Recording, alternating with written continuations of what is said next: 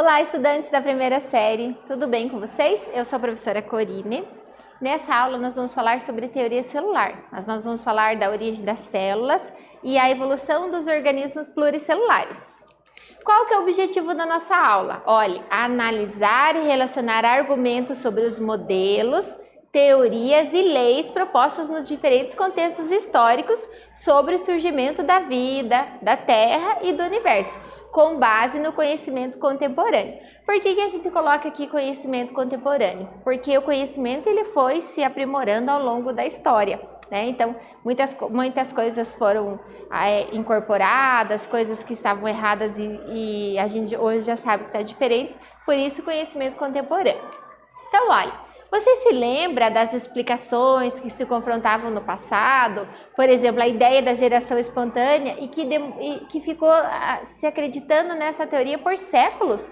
A teoria da geração espontânea é aquela que do nada, de um objeto, de uma matéria bruta, surge a vida. Que para isso existe alguma força vital para que a vida surja. Por exemplo, de uma camiseta velha que é jogada, pode surgir ali algumas moscas e aí surgem outros animais. Ou então, do lodo do rio surgem os anfíbios. Essa era a teoria da geração espontânea. Ela predominou por séculos. Você lembra dessa teoria? Então, esses estudos são fenômenos dinâmicos, envolvendo práticas científicas complexas. Para se derrubar essa teoria, acho que derrubar talvez não seria a palavra correta, mas para que essa teoria passasse a não ser mais aceita como verdade e a teoria da biogênese viesse, né, como conhecimento atual, muitos experimentos, né, muitas práticas científicas aconteceram para que isso fosse entendida como a verdade hoje em dia, né? E isso também aconteceu com a teoria celular, né? Então, quando a célula foi descoberta, os cientistas tinham uma visão da célula. Aí, com o estudo, com as práticas experimentais, né, as práticas científicas, hoje nós temos uma visão diferente da célula do que era antigamente, né? Então, aconteceu, né, com a teoria celular essa evolução desse pensamento, que é o que nós vamos ver hoje, olha. O estudo das células. O que é o estudo das células? A célula é a menor unidade que tem no nosso, de um ser vivo. Um ser vivo pode ser uni ou pluricelular. E para você estudar a célula, geralmente a gente usa um aparelho chamado microscópio. Você conhece o microscópio? Então, olha aqui, ó, o microscópio,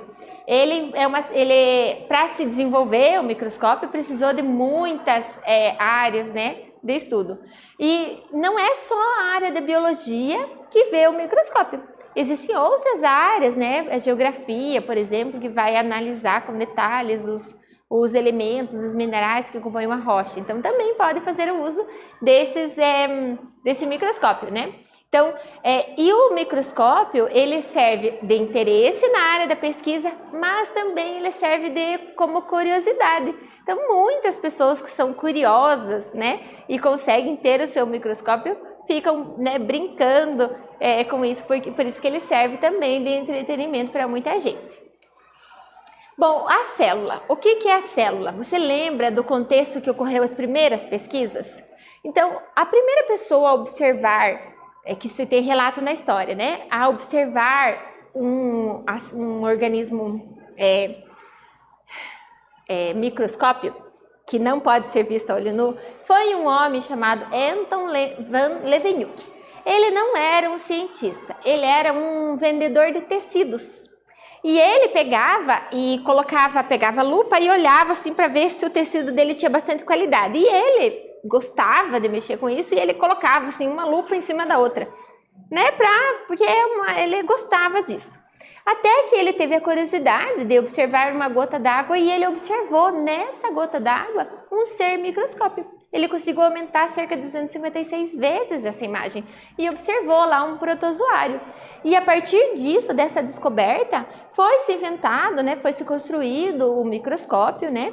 Ele era bem simples, né, bem diferente do que nós temos atualmente, mas deu a chance para Robert Hooke observar a célula. Ele pegou uma planta, pegou a casca de uma árvore, de uma cortiça, E ele cortou bem fininho e colocou no microscópio. E ele observou compartimentos assim, fechadinhos. E ele falou, bom, tem uma estrutura fechada. E ele deu o nome de célula, que significa estrutura fechada, compartimento fechado. Então, ele foi o que descreveu e falou, né, sobre a primeira célula.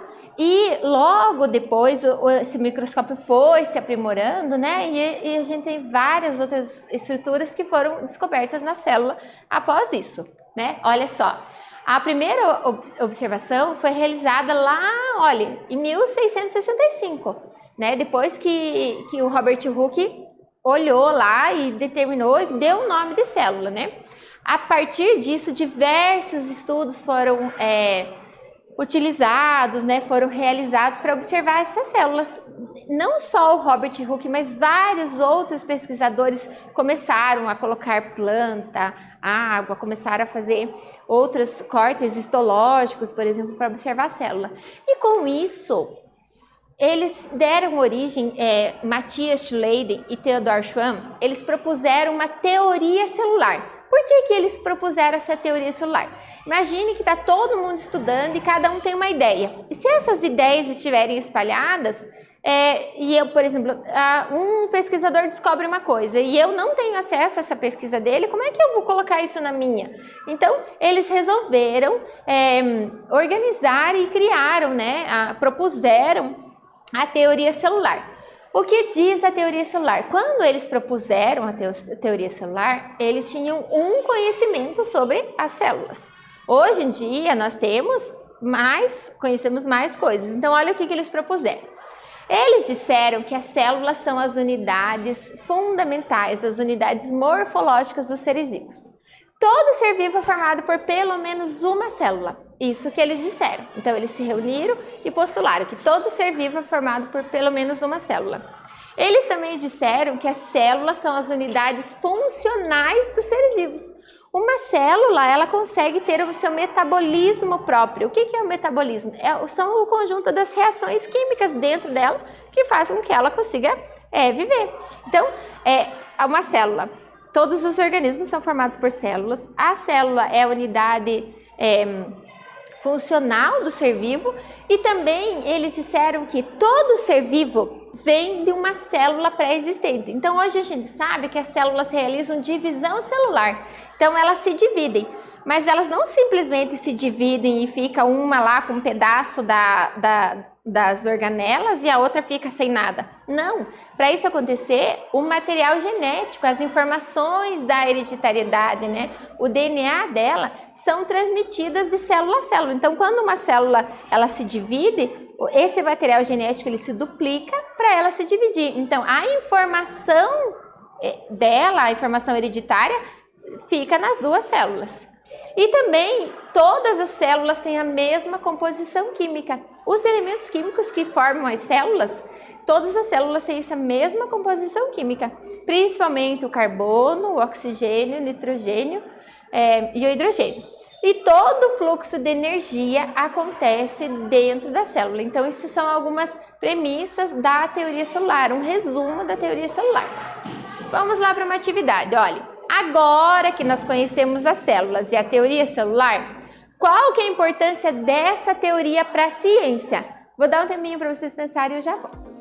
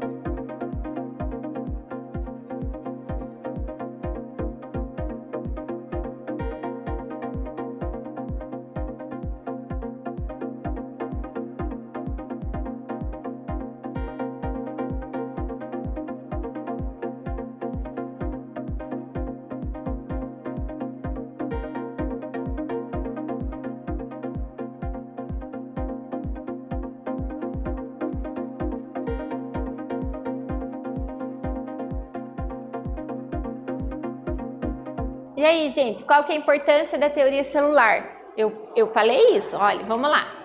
Uma das mais importantes generalizações da história da biologia. Então, eles se reuniram para que o conhecimento fosse colocado num único papel, numa única ideia, para que todos os cientistas estudassem a partir disso. Então, ela foi uma das mais importantes generalizações da história. E também, para a compreensão do fenômeno da vida, é preciso conhecer a célula. Então, essa é a importância da teoria celular. E aí, agora nós vamos falar sobre o nosso aparelho, o microscópio. Ele é o aparelho que, para se estudar esses organismos microscópicos, nós precisamos do microscópio. O que é microscópio? São os seres que não são visíveis a olho nu, ou seja, não consigo ver sem uma lente de aumento, não é essa lente de óculos, uma lente grande que aumente numa proporção que eu consiga enxergar através desse aparelho, tá? Então, olha, ela é uma das mais importantes ferramentas para o estudo da biologia moderna. Lembra que eu falei que os primeiros microscópios eram bem simples? Hoje em dia nós temos microscópios super modernos, conseguem aumentar até 1 milhão de vezes aquilo que a gente está estudando, né? Então, o aperfeiçoamento dos microscópicos, das técnicas de microscopia, como corar determinada célula, né? Ela foi muito importante para esse estudo. E veja, não é só a biologia que foi lá um biólogo que fez o microscópio, precisa de engenheiros, matemáticos, né, físicos, para fazer todo o cálculo das lentes, né, e aperfeiçoar esses microscópios. Eu trouxe 2 exemplos para vocês verem aqui na imagem, ó, o microscópio de luz, ele tem uma luz aqui embaixo, né, e que consegue, a gente coloca a lâmina aqui a célula que a gente quer observar, e consegue, aqui tem uma parte que a gente coloca os olhos e consegue observar, e vai colocando os aumentos, né? E aqui é uma microscopia eletrônica, pode ser a de varredura, né? Olha, observe que com feixes de elétrons, coloca o objeto que você quer enxergar, e os feixes de elétrons vão mostrando a imagem já em computador, por exemplo, né? Com detalhes incríveis, a microscopia eletrônica. Mas esse conhecimento específico do microscópio, ele pode trazer algum benefício para o nosso dia a dia? O que vocês acham? Vamos lá, ó, tá lá na tela, olha. Sim, técnicas ligadas à produção de alimentos, à medicina forense, tratamento de doenças degenerativas, análise de riscos ambientais, entre outras técnicas que se descobrem através do uso do microscópio, elas são muito úteis no nosso dia a dia, né? Por exemplo, na produção de alimentos. O iogurte, por exemplo, é um alimento que é produzido através das bactérias, dos lactobacilos. Elas que fazem o leite se transformar em iogurte. Então, para eu conhecer as técnicas, eu preciso estudar esses lactobacilos, estudar essas bactérias, como que elas vão se comportar, como que eu consigo conservar esse alimento. Então, esse é um dos exemplos que eu posso falar para vocês do conhecimento que é aplicado no nosso dia a dia através dessas técnicas de microscopia e da utilização do microscópio. Então, a célula. A célula, a gente sabe que ela é uma unidade fundamental. Quando Robert Hooke viu a célula, ele só viu a estrutura externa. Aí depois, com a melhora do microscópio, eles conseguiram observar as outras estruturas, observar o núcleo, as organelas, começaram a entender o funcionamento da célula, né?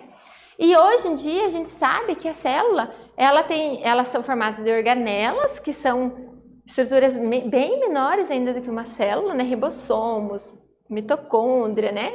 E elas também fazem parte da biologia celular. Olha, a biologia celular, ela estuda a relação com a bioquímica, com a embriologia, a histologia, né, a genética, consegue perceber se essa célula é uma célula procarionte, se ela é uma célula eucarionte, se ela é uma célula animal, se é uma célula vegetal. Então, tudo isso a gente consegue descobrir através de uma simples célula. E vamos lá para uma atividade. Olha, agora que conhecemos as células, e a teoria celular, qual que é a importância do microscópio para todo esse processo? Vou dar um tempinho para vocês pensarem e eu já volto.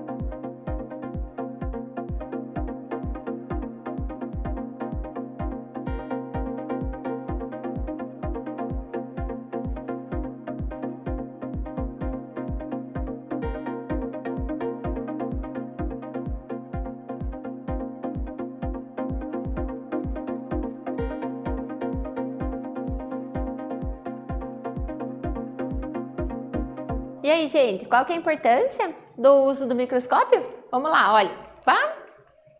Possibilitou o estudo dos organismos, refutando a teoria da abiogênese, permitindo conhecer e estudar seres vivos, antes invisíveis, causador de diversas doenças. Antes de descobrir os seres microscópicos, eles não sabiam que doenças eram transmitidas, por exemplo, pela água, porque eles não sabiam que na água tinha esses micro-organismos. Então, com o conhecimento, né, com o estudo com o avanço do microscópio, eles conseguiram aprender sobre isso, né?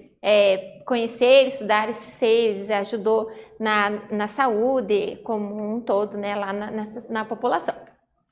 Agora, o tema da nossa aula é célula e evolução dos organismos pluricelulares. Então, a gente sabe que para ser um ser vivo precisa ter pelo menos uma célula.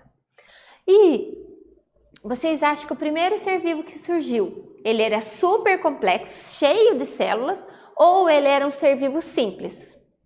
Um ser vivo simples. Então, a gente tem um nome para esse ser vivo, ele chama de LUCA, porque em inglês a palavra último ancestral comum universal tem essa sigla de LUCA. Então, o LUCA é o nosso ancestral, último ancestral em comum. O que é ancestral? Aquele que vem descendente da gente, né? Então, por exemplo, pai, avô, bisavô, tataravô e assim por diante. Se a gente for estender isso aqui, a gente vai chegar lá no início.